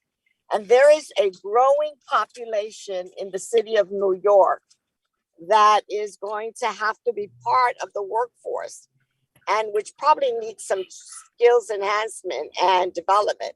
So that I really would like CUNY to consider an older adult, and if you want to talk about enrollment, an older adult approach, and make sure that they are not excluded, even stronger, that they are included in these two kind of initiatives, because so that we can realize everything, all of those value statements that we set. So, and I've always noticed the absence of an older adult approach in all of CUNY programs. Matt, Can I respond to that just briefly? please. So completely agree. And actually, one of the things that we did, which is consistent with this plan, some of the things that we continue to move ahead, even while we were navigating through the pandemic, is really to advance a university-wide credit for prior learning policy, right? Many of the programs that you know nationally that are successful in bringing older adults tend to have very defined and well understood policies for those adults to come back and gain credit for some of the things they've done in their lives, and therefore facilitate their entry into their programs and accelerate their chance for success and complete. We had before really a hodgepodge of policies and throughout the system. Now we have a uniform one. We're investing in working with our faculty so that we can do the proper assessment for that prior learning, which is done nationally, and there's some best practices and many work in that area. And I think that's going to be a game changer, because CUNY is going to be known as a place where those adult learners are welcome, where we're creating the programs that have the flexibility that they need, which is an added thing that we need to invest in. But that is a big systemic change in policy that would open the doors to a lot of those adult workers. And I'm proud of the work done in that area. And now we need to just make it part of our practice and go out and recruit. Is there anyone else? Mr. Chair, I'm very impressed with the aggressiveness of this on both sides of the budget. It's ambitious, and I think it's very forward-looking. Now, there's the reality of, the state and city funding mechanisms, and frankly, we didn't do so well, particularly on the city side last time. And we've got to do better before this ambitious plan, knowing that 2 years out, 3 years out, 4 years out, hopefully there won't be a pandemic and won't be monies associated with a pandemic. So, and Matt and I did speak a little bit in preparation for this meeting, but Matt, why don't you address, the reality of how we're going to present this, and frankly, how we're going to do better in getting government to respond to the real needs that are laid out here. Yeah, no, thanks, Trustee Sunshine. I think that's a key point. I think Trustee Cortez Vazquez mentioned the word advocacy earlier too. And so I think we need to work with all of our partners on the Student Senate, the Faculty Senate, all of our campuses working together to make the case to both the state and the city. And, a lot of this is looking at things in terms of, we talked a lot about responding to the pandemic and current situations here now, but so much of this also is trying to get us back to a place of investments that didn't occur in past years. And so, for example, we're talking about full-time faculty getting 1,075 full-time faculty lines. If you go back 20 or so years, CUNY's enrollment over that time has gone up a little over 30% in that time. So in 20 years, we've added a Columbia and an NYU to CUNY in 30 years. We've also added full-time faculty, but in the number of full-time faculty lines has gone up about 10%. And again, I'm using round numbers, but so it's great that our enrollment went up. And it's great that we invested in full-time faculty, but enrollment went way above in terms of percentage increase above full-time faculty. So a lot of this is, of course, where we are now and the unique situation we are now, but it's also trying to catch up to where we should have been, if those funds had been available to us. Chairman, I have a couple of questions. Sure, please. Just, Matt, can you just explain, this is very aggressive. There are a lot of significant investments requested here. I go back to the enrollment conversation because we still want to serve the students, right? When we were serving 20% less students on the community college side, 6% less students on the senior college side. It's not clear to me how these investments are dealing directly with the enrollment issue, which is really existential to the university. And we're using half of our $760 million in federal money just to plug holes for revenue declines, which need to be filled. And those get filled by getting students back, or they're going to get filled by somewhere else. But then you got to make the case that you're serving 20% less students on the community college side, 6% less students on the senior college side. So I'm trying to understand the connect between how this budget is making these and is requesting these investments and how that is helping, and which ones and where and how are they helping deal with this existential crisis that the university is facing. Now, I understand other universities are facing it too in other parts of the country. Yeah. Yes, but it's still a challenge we have to face. So, Matt, can we do team tag and compliment? It's a profound question, and obviously nobody quite knows, right, whether the effect of the pandemic will be one in which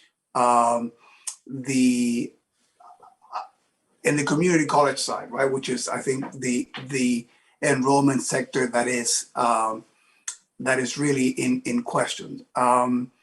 Whether that's going to rebound with the improvement of the economy, and it will rebound at what level, right? Going back to that question. Some of the investments here, particularly the community college side, because it's not just about attracting new students, it's about retention, right? And some of the things that we're doing here speak to retention, right? Students that might have begun, and as a result of some of the wellness issues that they face, they might not be able to be retained. I mean, those are students that we lose, and great human potential doesn't get fulfilled, but it's also a revenue issue. So some of the things that you see here, particularly community college level, go to that point. The investment in faculty, we know that having more full-time faculty is better for the retention of the student, is better for the advising of the student. Many of the things that can make the difference between a student staying or dropping out in the community colleges. The investments in better pedagogy and teaching. I've said this since I became chancellor, right? That we know that there are ways that if we work with our faculty to give them the professional development to teach the students that we receive, right? The students that are part of the student population at CUNY, we can do a much better job. So that is graduation, right? But that is retention, which retention is dollars and goes to enrollment. So I would argue, I think that the larger question about the deeper dive in the community college numbers and getting ready, right, for more complicated scenarios if there's not a rebound, right? If this is not the bottom of that decline, are important, and we need to go there. But some of the investments here too talk about some of the things which we know, particularly in the community college sector, make a difference on the retention side, which is one of the areas where we have seen a lot of loss of students. So that'll be a partial response to your question, Trustee Monica. Thank you, Chancellor. Just to follow up on that, because that's helpful. And it's helpful to have the investments and make sure that they're data driven so that we know what we're investing in and we know kind of what the outcomes are going to be. On the going back to the students, it would be helpful to see on the enrollment which are the students that we are losing. So if we are losing, what the profile of those students are, right? We have close to 2/3 of the students are not paying tuition. So I'd be curious to see, are we losing students that are paying tuition? Are we losing students that are on TAP and Pell? So there's other things going on, because then you want to direct resources and programs to that student profile. And I don't, right, from the data we have in front of us now, I don't see that or understand that. So it would be helpful to see when we lose people, and these numbers are not insignificant, what is the profile of the student that we are losing? There obviously is a certain demographic on the community college side, but even within that demographic, right, we know, right, who are those students that didn't enroll. Also, if retention is an issue, it would be good to see the difference in retention that has occurred over the years. So as a result of COVID, if there was people that left the university versus didn't come, right? There are different responses and answers depending on what the data shows with regard to that. People just not come, freshmen didn't come, or people were in, left, and maybe it's a mixed bag. But if we're doing a deeper dive and we want to make significant new investments, you need the data to show what actually is going on, more than, you know, the macro number of this is what's happening. Because on the community college side, again, this is not a COVID issue. This is a 5-6 year issue. And on the senior college side, it's starting. Hopefully it's reversed, and hopefully the flat numbers are what we see going forward. I don't know, because there's lots of things in this economy that are very unusual that have occurred. So I think it's important to have all of that information before we go with what we think what we think these investments are going to result in, or what has been proven in the past. I think we're in a different place, and these numbers are not insignificant. So in order to convince everyone that these are the right investments at this time, I think we need more of that information so that we can sell this budget request. And we can provide some of those things. An additional thought that I will give, again, particularly about the community college side, if you think about some of the students in that sector that have remained to be more successful, they tend to be associated with the support programs that we have in ASAP, right? Which speak to many of these elements about additional advising, additional resources to support the student wellness.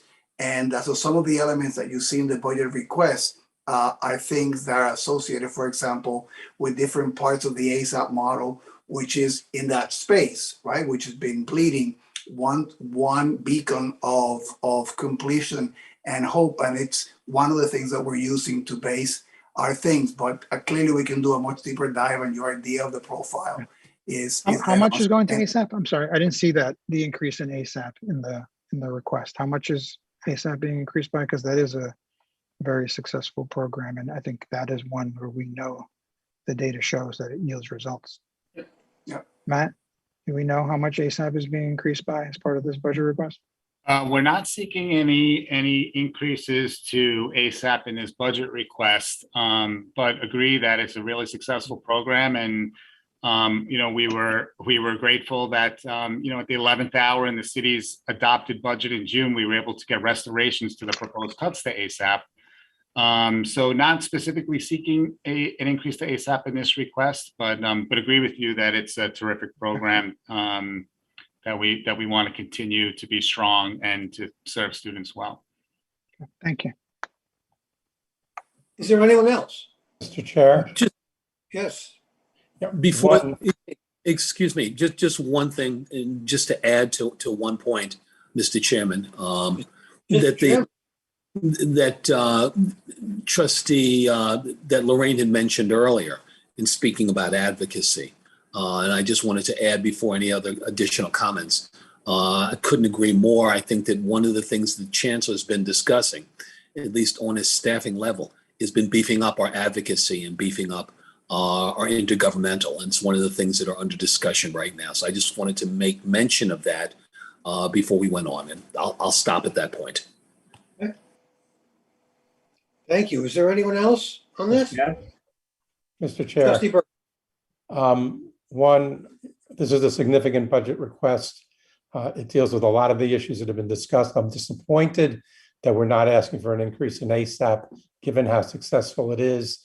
And I think we ought to be moving to double that program rather than just trying to maintain stasis. But one question, just so I'm clear about the request to the city.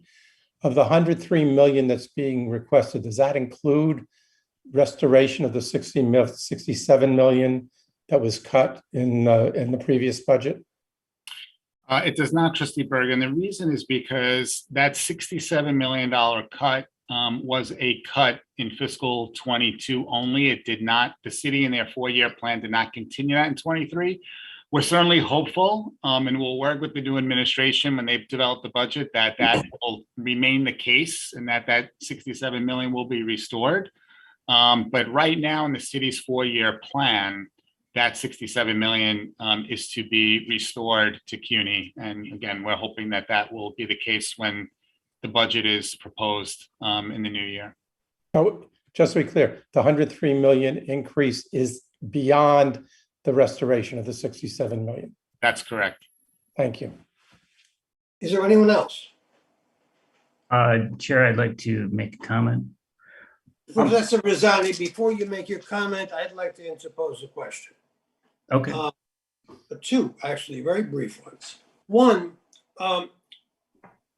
what is exactly our capacity? I know I've asked this question in several past years, over several past budgets. What is our present ability to get reimbursement for the costs we incur for student health and mental health? I saw these two items before. We're making requests for them, but have we made an effort to get reimbursed for under programs for which our students are otherwise eligible? Yeah, no, it's a great point, Chair Ferrer. You keep telling me that every year. It's a great point. Do you have a great answer? Well, Matt, one is we have Nick Freudenberg and a group that has been working on their OAA on an overall wellness. It's looking precisely at those kinds of questions right now. To see what kind of resources we can get that are already out there that we can get reimbursed from. So they're taking a very comprehensive look. They started looking at some of the things around SNAP, given some of the additional dollars that were put by the state on SNAP. But there's a group around wellness that Nick Freudenberg Center is looking at some of those questions, and is working with Vice Chancellor Maybank on that. When can we expect, Chancellor, some more information on those important aspects that have been hanging around a while? I have to sort of confer with the group. I don't want to give you an answer that I cannot keep, but they're moving to make a recommendation to OAA and the Chancellor this semester. Okay. And my second question, thank you. My second question is, it always intrigues me when, especially with aging physical plant, when we talk about state of good repair. I know what that means. Most people do. What is our number for a state of good repair? What is our specific annual idea about what we're going to spend on a state of good repair and what we're asking for, what we need? And by the way, that's not separate and apart from other aspects of the budget. This isn't a request. This should really be framed what we need to keep these buildings functioning. Anybody?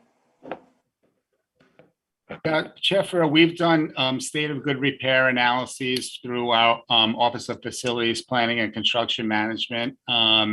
So they would be able to provide information on that. Just what you're saying about how much would it cost to get us in the state of good repair. It's a very big number. I don't have it off the top of my head, but I know our Office of Facilities Planning does. And so we'll make sure that you and the rest of the committee get that information. Matt, I presume when we use a term like that, we have some idea about what the number is. No? It's in the hundreds of millions of dollars. Okay. But I asked the question because I really think it would be useful for the trustees to know what that number is, how it spreads out over a couple of years, and what we need to do to get specific funding for that. We will make that information available. Good.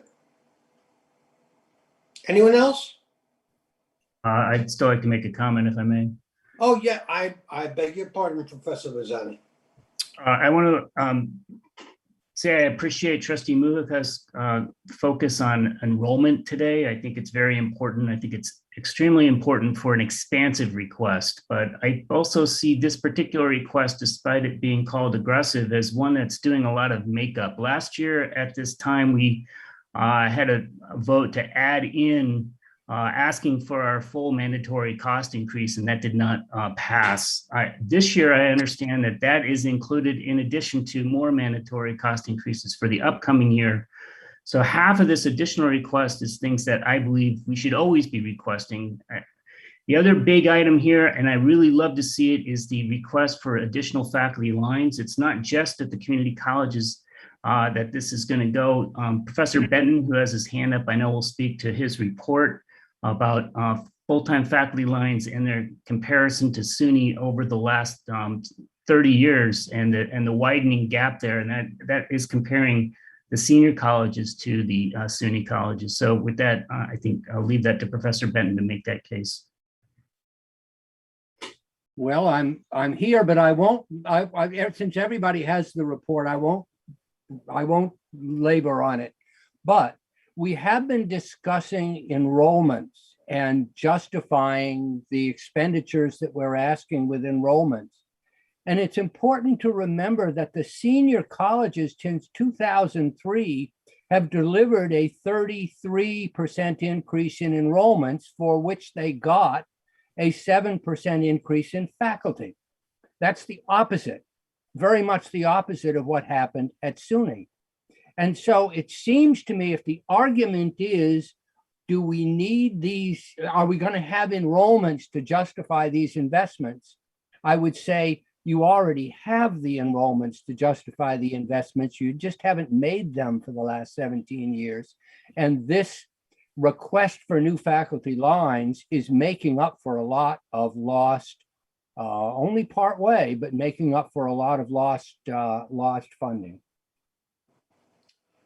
Is there anyone else? Anyone else on this budget item? You want me to? I'm sorry? We reported 2 years ago in our state of good repair analysis, a backlog of 3.8 billion of work.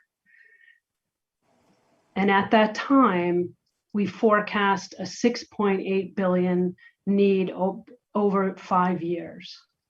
That hasn't been updated. I know they plan to update it next year. Well, it'd be a nice idea if we're going to use the term to understand more fully what it is intended to convey and mean. This is the this is the entirety of the budget proposal that the chancellor is making to us. If there's nothing else, I'll move the item. May I have a second? Berger, second. Is there, I presume there's no further discussion on it since we've had a fulsome conversation on it right now. Let's vote. Please only respond if you'd like to abstain or oppose. Chairman, I'm going to abstain.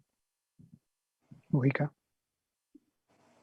Trustee Mujica abstains, and everybody else votes yes.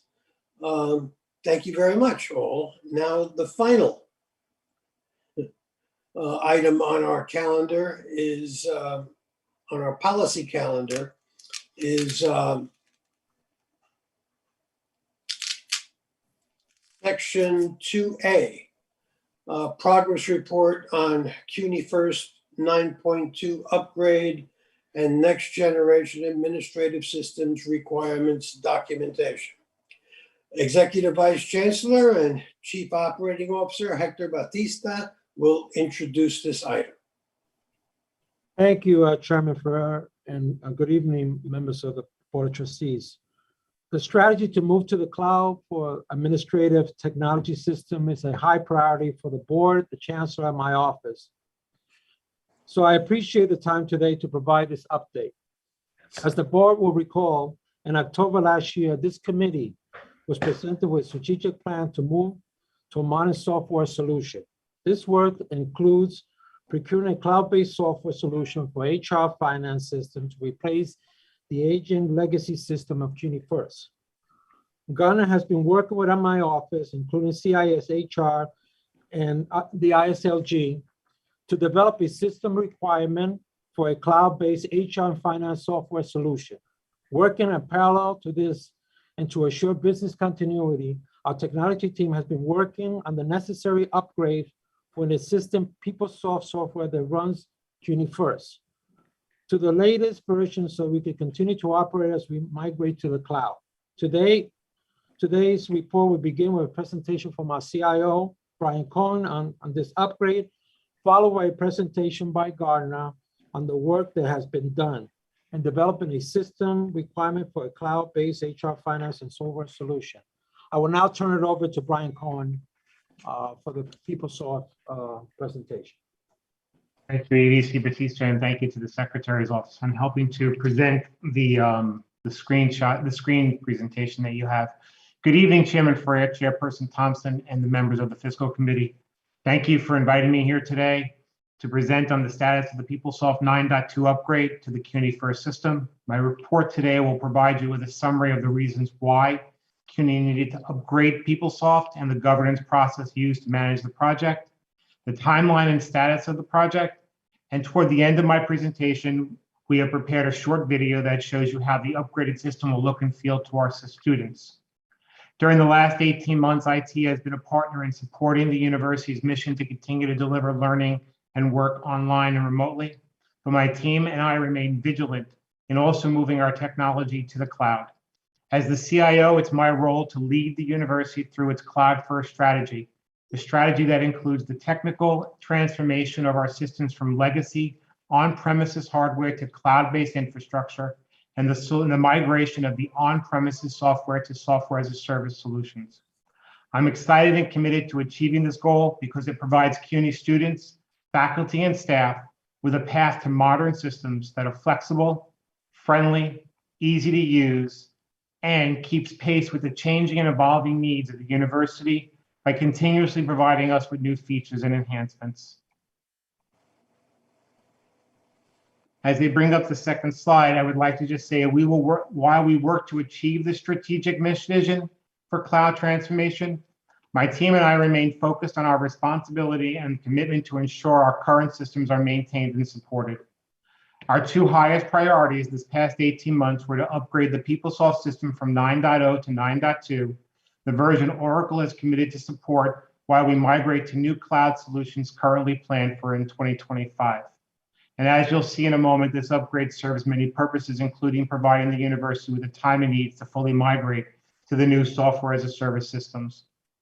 Our second priority was to continue with the very important work Gartner and ISLG are leading to support the procurement for and migration to these next generation administrative systems at CUNY. And you'll hear more about their work from our partners after this presentation. Slide 3, please. I'd like to briefly mention some of the more important reasons why the upgrade was necessary.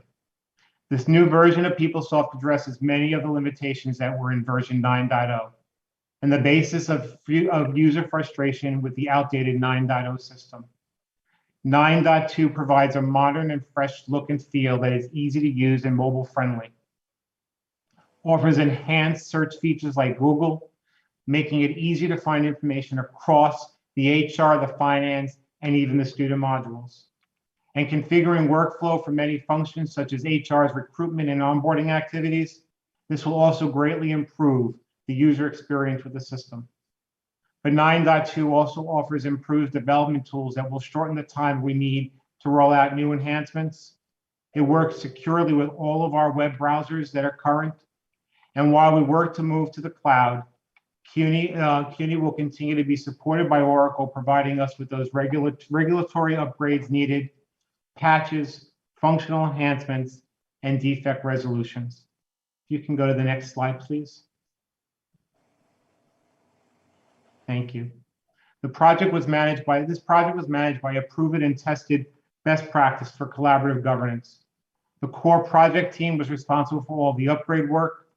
Throughout the project, we engaged the business owners, the users, to ensure that their requirements were included in the upgrade, solicited their feedback on the designs, and included them in the testing and training plans in our activities.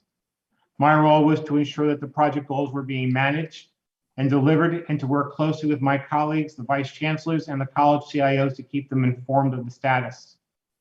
And finally, our executive vice chancellor and chief operating officer, Hector Batista, has been serving as the executive sponsor for this overall effort. And in this role, Hector provides issue resolution when needed and communicates plans and status to this university's senior leadership. You can go to the next slide, please. Thank you. Next slide. Thank you. These next two slides are going to reflect our timeline and the status of the project overall. The upgrade project's timeline was presented back in October 2020 to this committee, but it was within the timeline for the modernization of CUNY's administrative systems. And as you can see from the highlighted area above, the upgrade work was set to occur from calendar year 2020 through calendar year 2021. Next slide. Thank you. Now I'd like to just provide you with a more detailed view of the project's timeline and status of some key milestones. I'm pleased to report that significant work has been completed, and we are on target to go live with the PeopleSoft 9.2 for HR and Finance at the end of this calendar year. A major effort, the database split and upgrade are complete. This work was necessary for the upgrade, but it also strategically supports us moving to a future SaaS solution. We've completed the system testing for HR and Finance, and we are now in the final phase of user testing and training. The feedback from the user and testing community is positive, and we are on track to go live by the end of December. We've also completed a significant part of the 9.2 upgrade work for the Student Information System module. All development work is done. System testing is planned to start in the middle of the fourth quarter of this year, and user testing and training is expected to start in the first quarter of 2022. Based on these dates, the student module is on target to go live in March 2022, later than originally planned to go live at the end of this year. And let me explain why. The revised go live date for the student module is based on feedback and guidance we received from the Office of Academic Affairs and the Office of Enrollment Management, and allows for critical academic activities, including the spring 2022 admissions and registration, 2022 financial aid packaging and awards, and the start of the new spring academic semester to conclude first. The delay helps to make sure that the introduction of these new system features and changes in the user navigation and new functions do not impact critical academic activities at the beginning of the 2022 year. If you can go to the next slide, please. Now I'd like to share with you a short video that demonstrates how the upgraded 9.2 system will look from a student perspective.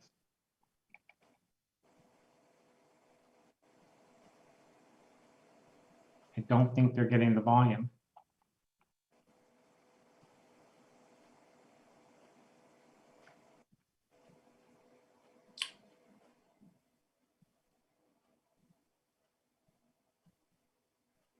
You're seeing it. I don't think you're hearing it. Ryan, why don't you just provide what they're seeing here? Sure. So let me narrate it for you, and I apologize for the technical difficulty. This is actually a screen that you would see on a laptop or a desktop PC of the new 9.2 system. And what you'll see is that there's more user-friendly tiles and more user-friendly navigation to the system. These tiles actually can be dragged along and moved from one's position to another based upon how the user prefers. In this particular case, this is the student homepage. So they'll see academic records and financial aid. They'll see things associated with registering for classes. So that's what our students would see. And if they were going to apply to CUNY because they're a transfer student or they're a community college student who's graduating and they want to apply to a senior college, they also have the ability to apply to the college. I don't know if they can move on from this position. No, I'm sorry. The video seems to not have been loading on the tech side. I will be happy to share the video with the members of the committee, and I apologize for the technical challenge that we're having. But let me sort of wrap up then on this slide here. I want to report that we've already launched some key systems in the cloud. We have Schedule Builder, Crosstalk for events, curriculum, catalog management, EAB for advisement, Nelnet for student financial plans, Academos is our online bookstore, and Ex Libris Alma system for our unified library management. But we're now in the process of deploying also new cloud systems and functions that will continue to replace traditional CUNY First functions. We're currently working with the Office of Academic Affairs on its vision to move all course and class registration functions from CUNY First to our cloud-based class scheduling system. This newly launched system is being used by students to design their custom class schedules based upon their required list of classes, and then the students get to configure those classes based upon their preferred times, days, and locations for the classes. We're also working with the procurement office to implement the new cloud-based Jaeger system, which is planned to initially go live in the first quarter of 2022. The Jaeger system will significantly modernize and move procurement functions into the cloud and eliminate the need to use CUNY First, except for sending data right now to the city and the state. It's all very exciting work. So I want to conclude here. I want to thank you for this time. I'll be happy to take answers now, or if you would prefer, I can take questions after you hear about the work that our partners are doing from ISLG and Gartner. If it's all the same to the committee, I'd like to hear from ISLG and Gartner to give us a much more fulsome picture. Can we get to that? Yep. And then we'll deal with all the questions and comments. Okay. Linda? Thank you. It's actually Gartner has been. Meg, where are you, Meg? Here. Thank Hello, you. everybody. I'm Meg Collins. I'm a senior managing partner with Gartner Consulting. I'm here with my colleague Keith Brill, and what we'd like to do over the course of the next 15 minutes or so is to walk through all of the work that we've accomplished and where we're moving forward in terms of CUNY First moving to the cloud in financials in human capital management. Keith, turning it over to you. Thank you so much. Good evening, everyone. My name is Keith Brill. I'm a managing partner within Gartner Consulting. I've been leading our team throughout this year on work for the Human Capital Management and Financial Modernization Program. Delighted to be providing the committee and the trustees with an update on progress to date and what some of the benefits are that you can expect coming from the solution. I am trying to share my screen. I'm not sure if the host would be able to Yeah, I'm please. trying right now. Yeah, hold on, I'm trying right now, sorry. Excellent, thank you. And while we're getting the presentation up, there are three main items that we're going to touch on. One is just the overall phases of the modernization effort that CUNY is undertaking. The second item is to provide you some detail with the scope of the current effort, what some of the key benefits are that CUNY can expect coming out of this initiative, and also to provide you with some perspective for what other leading higher ed institutions are doing, what some of the vendors are in the market, the products and the services, and how that's evolving. With that, still not seeing the screen sharing enabled. Give me 1 second, we're just having a problem with the PDF, sorry. Sure. And the materials were provided as part of the agenda, so the committee will have our presentation for reference and the agenda item materials. So Keith, why don't you just talk to it, because in spirit of the committee, I mean, just. Absolutely. Absolutely, I will do that. The two phases, as we know, we just heard from Brian Cohen, the CIO, about the upgrade to PeopleSoft 9.2 to provide continuity of the current CUNY administrative systems. The second phase of work entails human capital management, financial management, including budgeting, planning, and student information system modernization. All of those solutions will be moving to the cloud, software as a service solutions with enhanced capabilities, features, functionality, next generation technology. And here, excellent, thank you. So we are up to slide 3. If you can please advance the slides.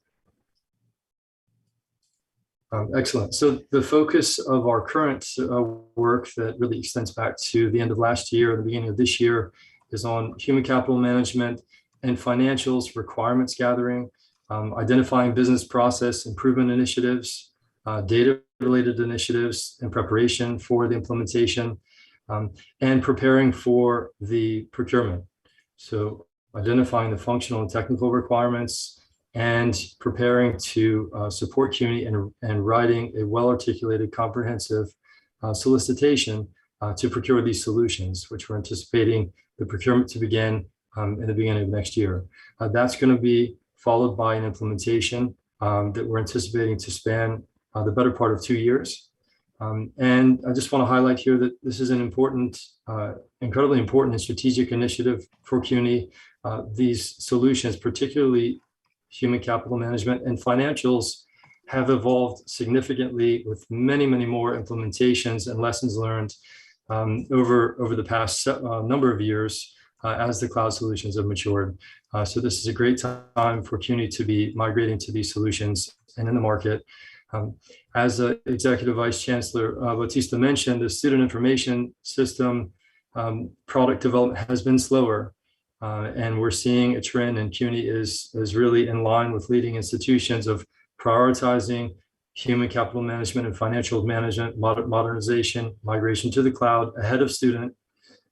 As mentioned earlier in the presentation, in the meeting rather, CUNY is starting to utilize CRM, customer relationship management, cloud-based solutions, and we'll be exploring integrations across all of these cloud solutions to provide the best value for the university. So with that, if we could advance to the next slide, we're going to double click on the scope. That's just forward, that was backward one. The scope, then some of the key benefits that the university can expect. Excellent, thank you. One of the core messages that we want to impart on the group and share is that the features and functionality that the university will be using as part of these software solutions are significantly expanded. The bolded items for HR and payroll include time and attendance, leave, absence management, benefits, recruiting and onboarding. Those are functions and functionality that the university is not utilizing or fully utilizing in CUNY First. So this will be net new system driven based delivered functionality, which is a huge upgrade, a huge modernization for the university, and the solutions that are available in the market have extensive functionality for these areas. On the financials side, the net new functionality we're anticipating relates to planning and budgeting. We know there's a lot of complexity with state and city budgeting requirements, scenario analysis. We had extensive discussions we heard related to the budgeting process.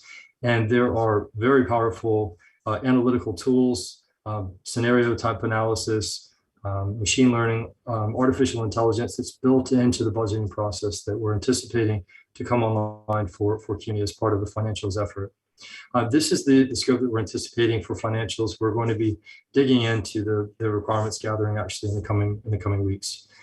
In terms of the impact to the university administrative functions and end users, and also kind of back office users, the user experience will be completely revolutionized.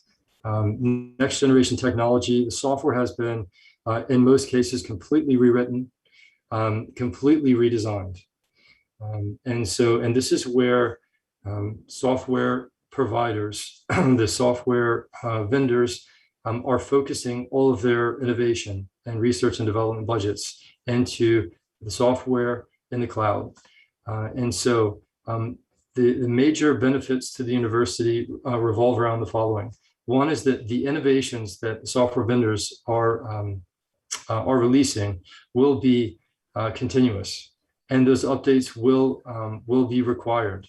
The university will be updating the software on an ongoing basis. Some of those innovations will be enabled, others will be disabled, and the university can update them as they need to, or as Excuse me, Keith, for 1 second. I want to just do a Chairman Ferrer. I've been brought to my attention that there are another meeting that board members have to get to. So do you want us to summarize this? Do you want us to continue, or do you want us to table this? I mean, it's your meeting, and we'll do whatever is your preference. Since no vote is required, this is information, I think we should defer it. Let me just simply say that there's been significant, measurable, and palpable unhappiness on this committee and among trustees with respect to how this is proceeded, with respect to the roadmap and the timelines.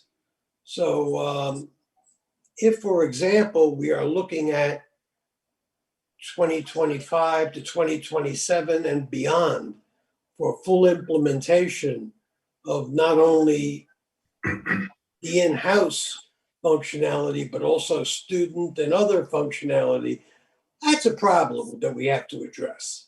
But I'm certainly willing to ask for a motion to postpone this discussion and adjourn the meeting so we can go on to the next committee meeting, which we've run way over time on. Mr. Chairman, one suggestion is that perhaps we can schedule a meeting just on this topic, given how important it is, and that would give us the time to be able to go through it, to have the full conversation, and to be able to dig down a bit. So if that would make sense, obviously we can work on getting that scheduled. Makes sense to me. It makes sense to me as the next committee chair who wants to move on. I have to tell you, it makes a lot of sense to me, because even in this very abbreviated beginning of a presentation, the density and the questions that it raised require additional thought and conversation. Right.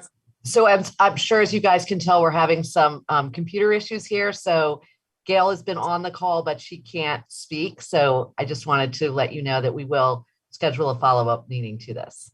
Okay. So then I would make a motion that we adjourn. I'll second. Second. Thank you all very much. Mr. Chairman. Thank you.